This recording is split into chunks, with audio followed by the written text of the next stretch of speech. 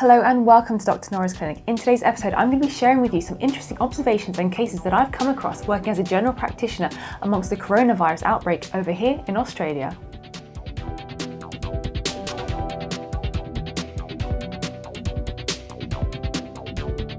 Before we get started, here's a quick summary of what's going on with the coronavirus up to date. The coronavirus has been renamed to COVID-19, which basically stands for Coronavirus Disease 2019, which is when the first reported case was recorded. It has globally affected over 70,000 cases, and of which under 2,000 of those have actually died from the coronavirus. This amasses to a total mortality rate of 2.6%. Now, it's important to know that the majority of people who have died from coronavirus are within mainland China, and there's only about a 0.5% mortality rate outside of mainland China. Now, in comparison to, say, the influenza virus, these numbers are pretty small. For example, globally, over 1 billion people are infected with the influenza virus annually, and about 200 to 650,000 people die as a result of influenza each year globally. So in comparison to date, the influenza virus is a lot more dangerous than the coronavirus. As some of you may know, I'm a general practitioner that works in two locations, one of which is in Chinatown, and the second of which is in a major tourism hub in the middle of the Gold Coast, which receives a lot of Chinese visitors every day. Now, when all of this kicked off about 3 weeks ago, as a general practitioner, I wanted to make sure that I was protecting myself and my patients from any propagation of the virus. So I went about my way to find myself one of these elusive masks, these N95 or P2 masks, and you can find links in the description below of how I got on with this and also what all of these masks actually mean. But it was really important for myself and my staff to keep ourselves protected so that we could stop any propagation of any potential virus to any other patients that we see. Because if you can imagine, a general practice has a lot of patients who are also sick that are coming in, day out, and we don't want to cause any unnecessary spread of the virus. So we received a lot of information from the Department of Health and from our regulatory bodies as well as to how to deal with such patients that may be coming in with suspected symptoms of coronavirus. And my staff were very good, and they screened every single patient that came on the phone, booking an appointment, checking to see whether they had any recent travel to China or whether they had just recently come from the Hubei province. So there was a great deal of screening. And what was also great as well is that the patients who perhaps were from China were actually calling in advance, because there'd been a lot of media coverage here saying, you know, if you have been to China in the past 14 days, or if you've come back from Wuhan and the Hubei province, make sure that you call your general practice in advance, or make sure you call the emergency department in advance, because we don't want to spread that disease going further to other potential sick people. So I found that actually, as the 3 weeks progressed, these past 3 weeks progressed, that often you would find the patients who would come in, who would be Chinese, for example, they were Australian nationals, and they themselves, when they came in to visit me, they were actually scared of going to Chinatown, say, because they were worried that they might get infected. And they were also wearing masks as well. So there was a lot of degree of everyone just being extra vigilant and extra cautious, not wanting to spread anything and not wanting to catch anything. And it was just such a great community response that the patients, the patients had really kind of listened to that advice they were being given, and they were respecting it.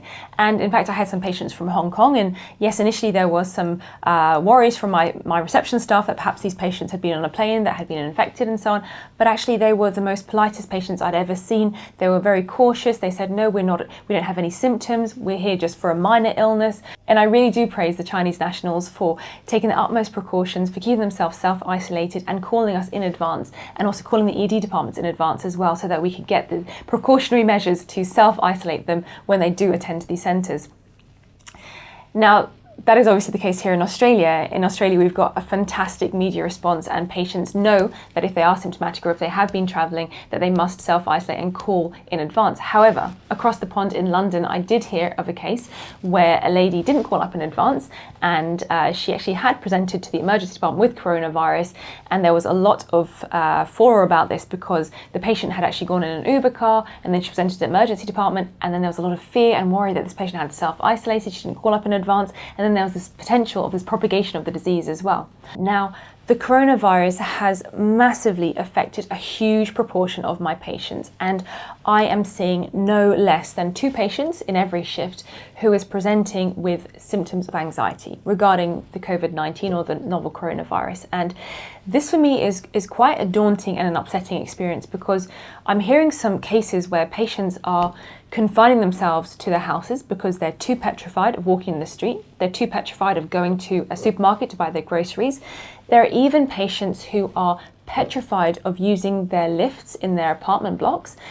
They might be living on the 20th floor or the 50th floor, and instead what they're doing is they're taking the stairs down to the ground floor and then going up again through the stairs. And they're just so worried that, for example, there are bugs on the lift buttons, or there are people in the lift that they might be carrying the virus. And for me, it's absolutely heartbreaking to hear that patients have, become so anxious that they are just hibernating essentially until all of this blows over. And coinciding with that as well, there are a degree of patients who are not turning up to work because they're just too worried. They might be working in customer service, they might be working in a line where they're sort of the front line of looking after people, and they're just so anxious about going to work that they might be getting the coronavirus, or somebody might be sneezing on them, and there's just this huge amount of anxiety.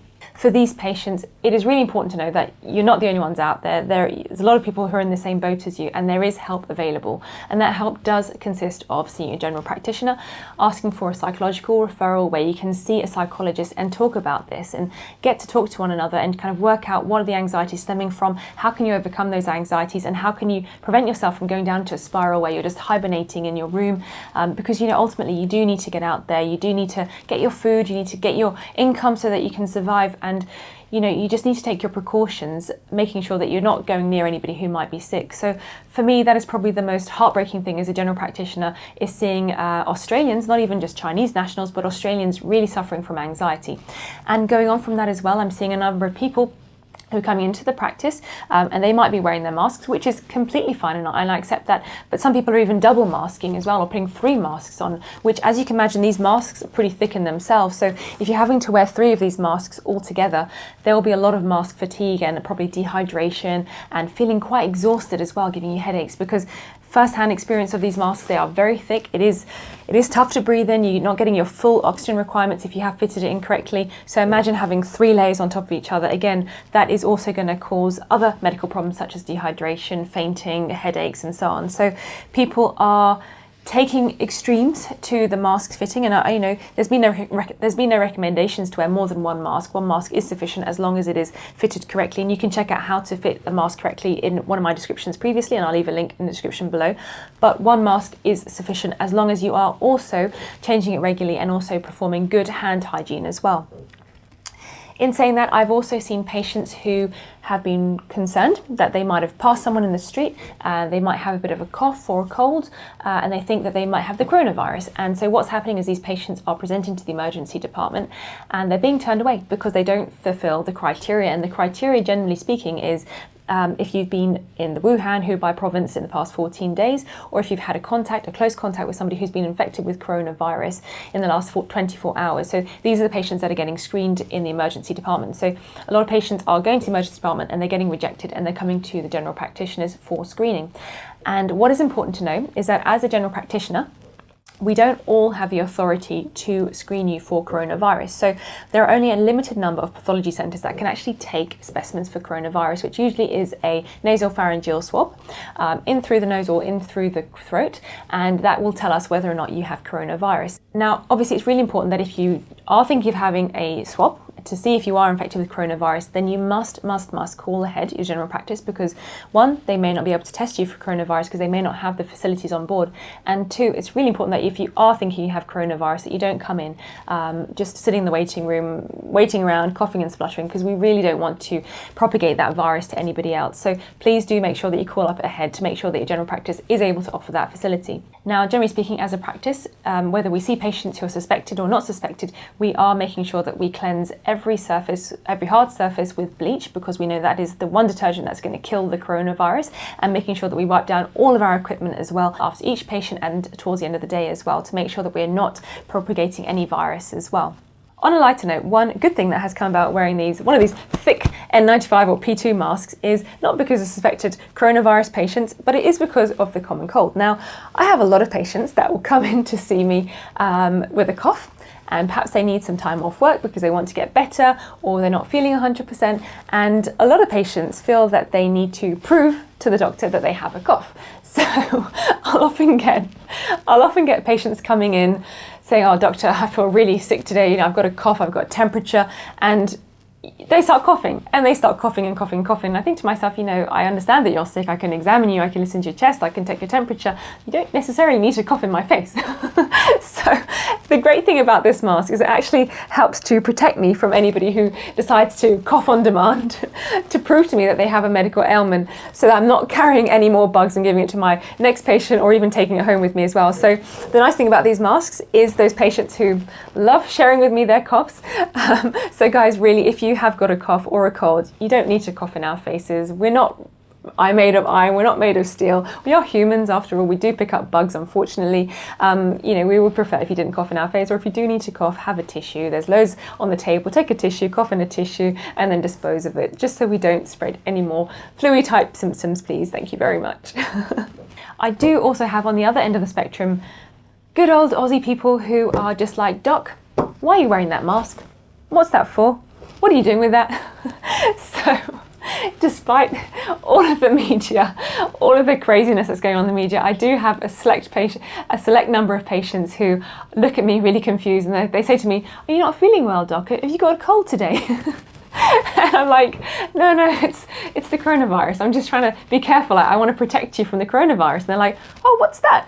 So, you know, as part of my job as well, it's really important to educate people who perhaps haven't heard of the novel coronavirus or may not be aware of what's going on in the media. So I do feel like I'm in a very privileged situation to be able to educate and let them know as well why it is that we're wearing these masks, why do we look so silly, and also what they can do as well to keep themselves protected.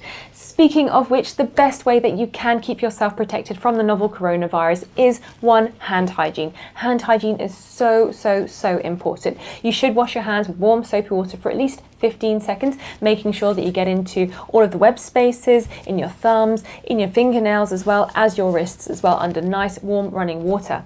What is also important as well is if you're not feeling very well and you think you've got symptoms of flu or a cough or a cold, wear one of these masks, or one of these masks if you're able to get hold of it, so either surgical or an N95 mask. And if you have recently traveled from China, the Wuhan, Hubei province, or have had a recent contact with somebody who's been diagnosed with coronavirus, please self-isolate and make sure you call up ahead, either the emergency department or the general practitioner, for more advice. This is really important advice to follow to make sure that as a community we all pull together to stop the propagation of the coronavirus. I hope you found this video useful, and of course, as always, if you have any questions or comments, please don't hesitate to drop me a line in the comment section below. But for now, take care and stay healthy.